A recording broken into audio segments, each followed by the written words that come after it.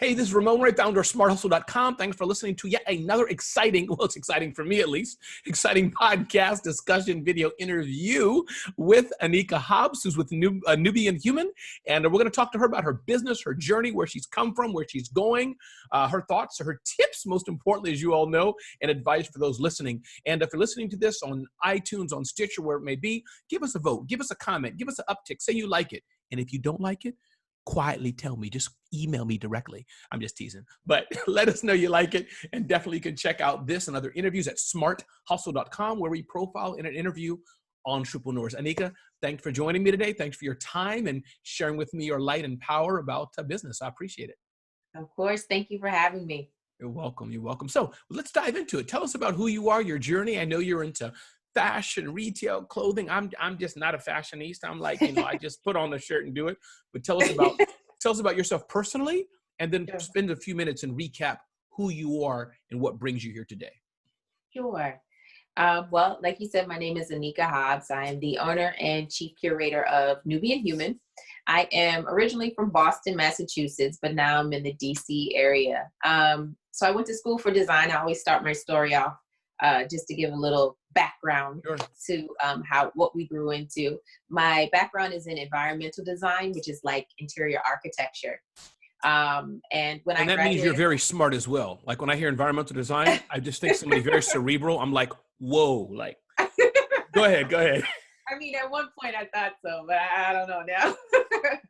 But so I graduated with a degree in design.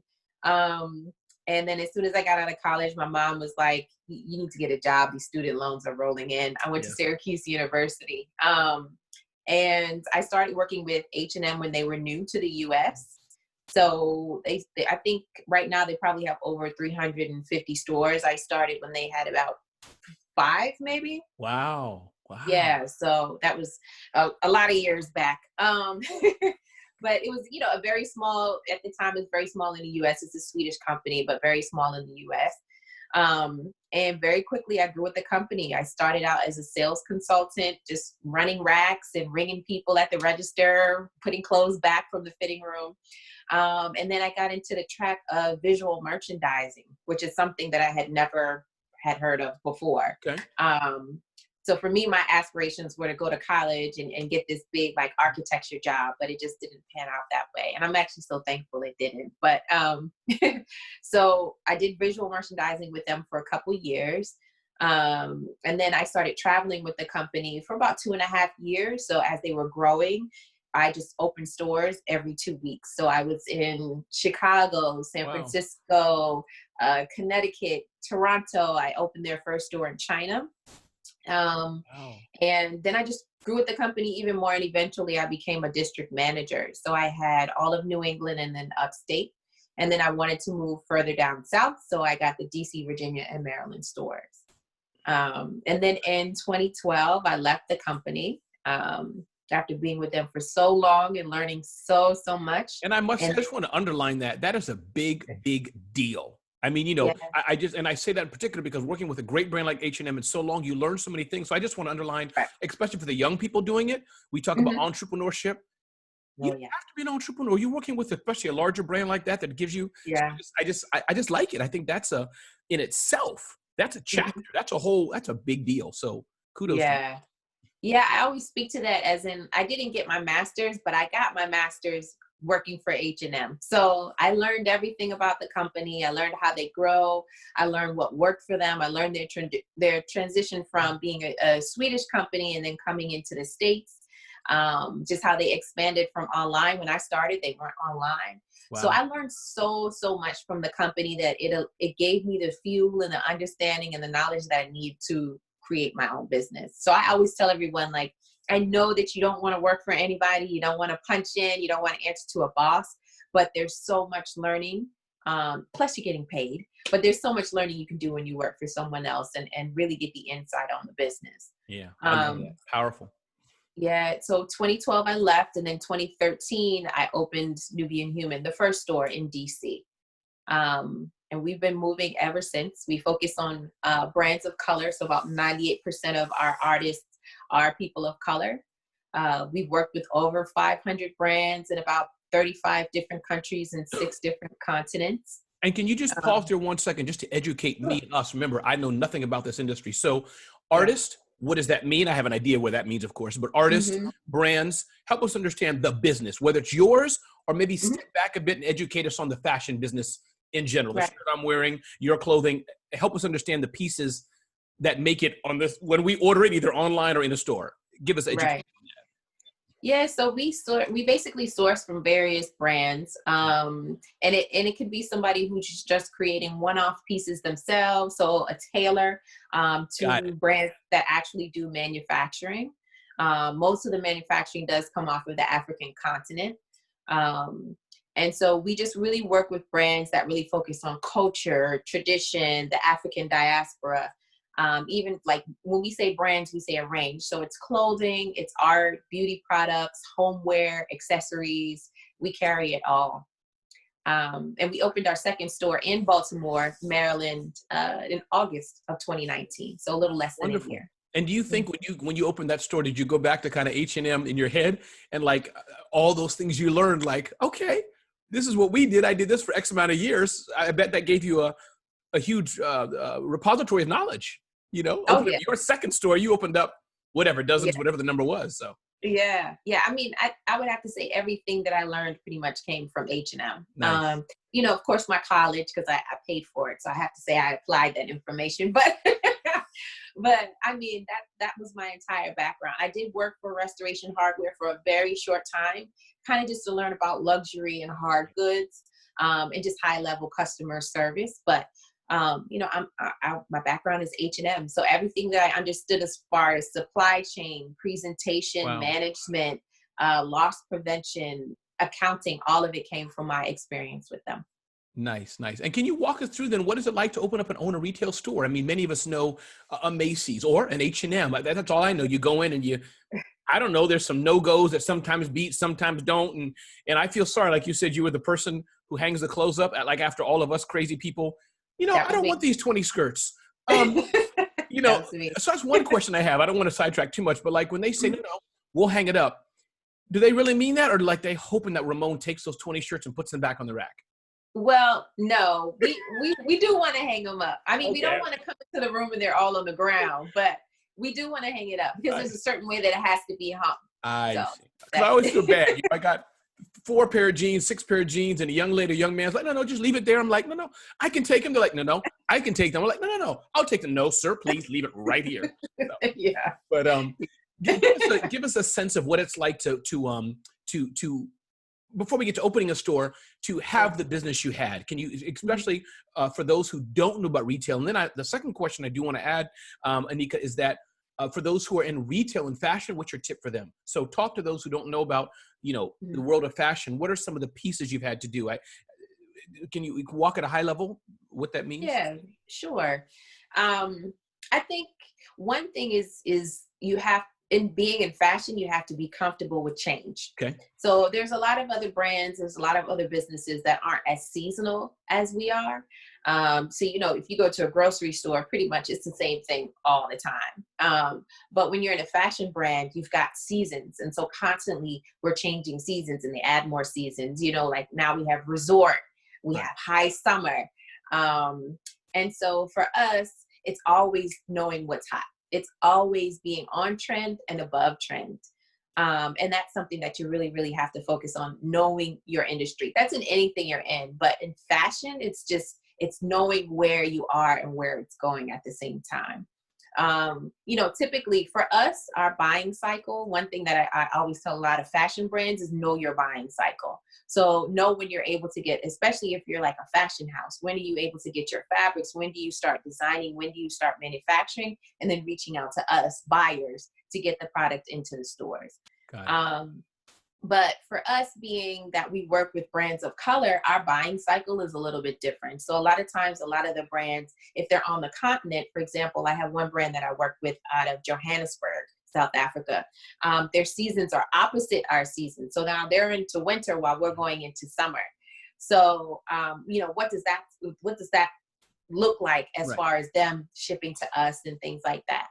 I also find that a lot of brands of color aren't able to continuously produce every season. So typically a brand, they have their spring, their summer, their fall, and their winter. But a lot of times brands of color don't have the ability to turn garments like that.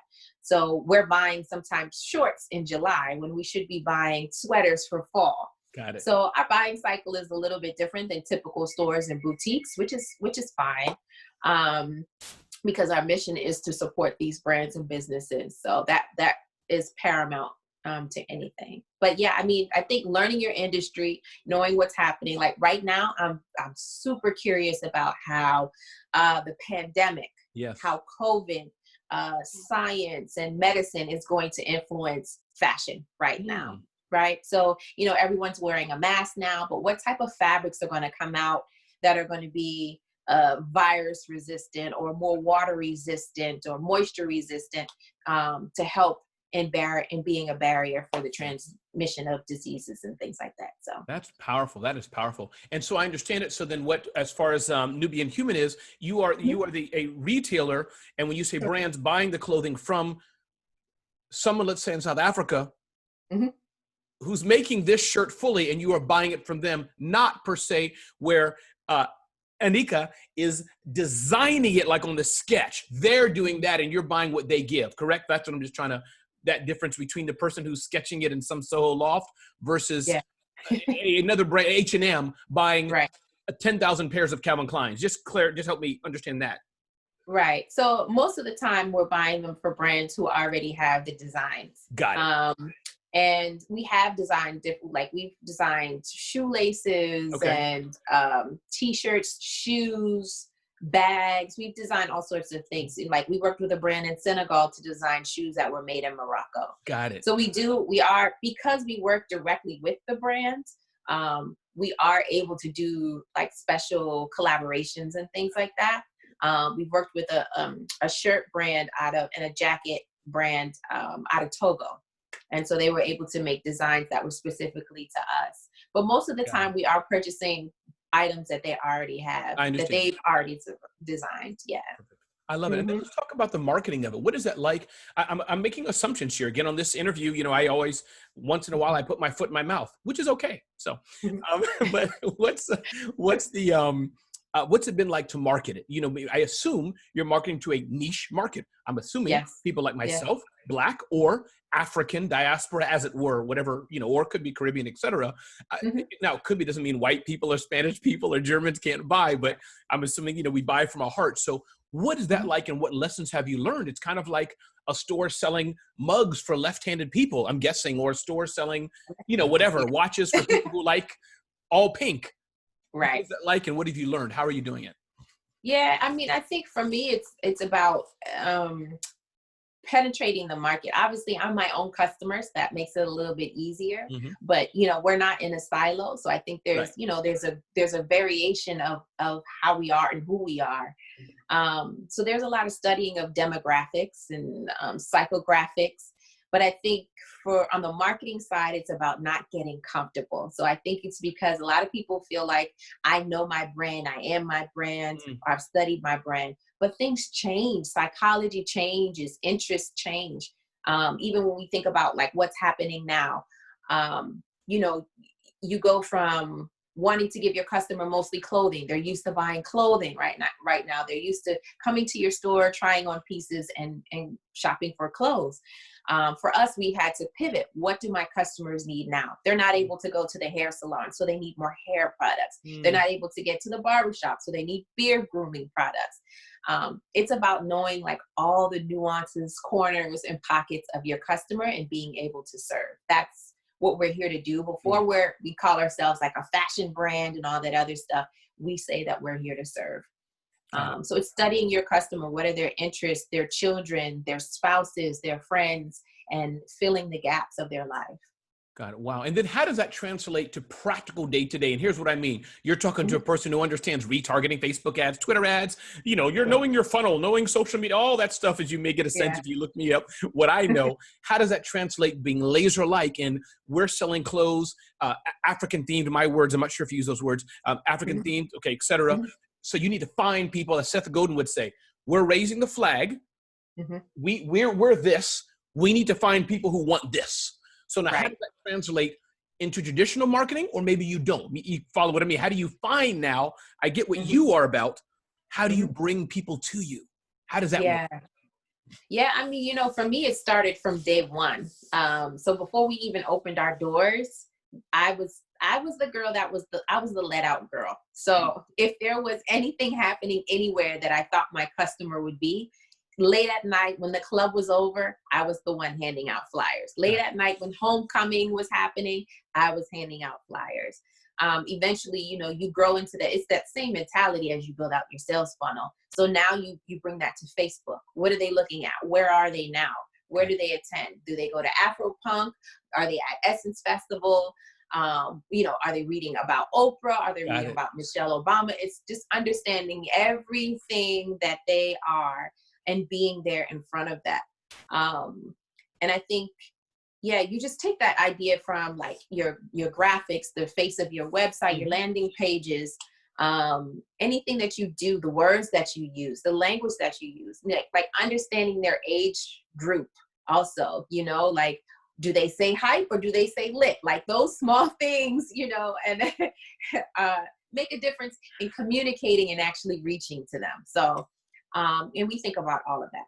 So That is powerful. And so you do use, which I don't want to get into today because we've covered it in past episodes, traditional marketing, you retargeting or Facebook, email list, all that we stuff. It's we do just all that. focused on, like anybody else would do, for your customer. Right. Love it. Yeah, pretty much. Yeah. What are And some of then the big, studying the numbers, I would say too. talk Studying more the about that? numbers on the back end. So like your Yes. click rates, what is it about your email marketing? Which ones did they click? What are your open rates? Are you getting most of your traffic from your website, from social media? Is it from your email marketing? Is it organic? Is it some sort of article that was written about you? So it's a lot of studying on the back end. Yeah, no, for sure. And then I'm curious as well, what are some of the biggest challenges, if you can think about, especially whether it's retail related or Mhm. also, listen, business is business, leadership, hiring, marketing, technology, finance. What are some challenges that you faced over the past few years since you've been open? And as you're saying it, I, I'd like to use it as a teaching lesson for those listening because it may impact their business too. So you personally, but how do we Mhm. extrapolate that so other businesses listening, ooh, let me not make that mistake. Yeah. One of the early things that I felt like that in hindsight I was thinking about, well, two things. So I would say, especially having a brick and mortar, is having your operations written down. So your SOPs, right? Your standard Mm, operation procedures, because you want to be able to take what you're doing and hand it off to someone else. So as a solopreneur at one point, I knew everything. I mhm. knew how to do everything in my routine. And then when I started bringing people in, it was like, oh no, wait, you're not getting it, like, or this doesn't make sense. So I think having everything written down, and being able to hand that off to someone else really Right. shows your leadership and your ability to have operations and your procedures in your business. Got it. And the other thing that I always tell everyone is having an accountant and a Mm, bookkeeper from day one, from your first cent spent. You need to have someone tracking your money, and separate it from your personal account. Like, just you need to have your own business account, but more so having someone that can help you on the financial side. Because like I said, the same way as you need to know your open rates and click rates and everything, you need to know what's coming in and out of your business, what right. is actually making money for you. um, a lot of times as business people, we feel like we have to keep buying, but it might be that one product that Yes. is actually your cash cow, and that's where you need to invest in. So I always tell everyone, like, make sure your procedures are clear and that you have an accountant that really you can work with, to study your business with you. I love it. I know Black love is important to you. What's it all about? Yeah, What does that mean? Black yeah, love. yeah. So we have an event called the Black Love Experience. This year will make the 7th year. And it's pretty much just an event. Thank you. It's just an event, to celebrate Black excellence in art, music, commerce, food, wellness.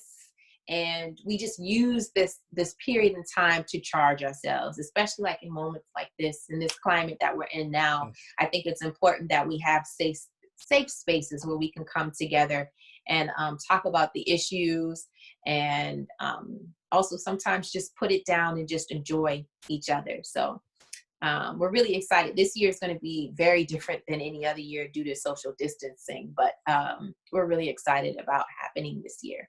And before it was in person in the DC area, I'm assuming, or no, was it all? Tell me about it. What was it? Yeah, so we had it in Southeast DC. So we started having it in the building inside the Anacostia Art Center, which is where our store is located.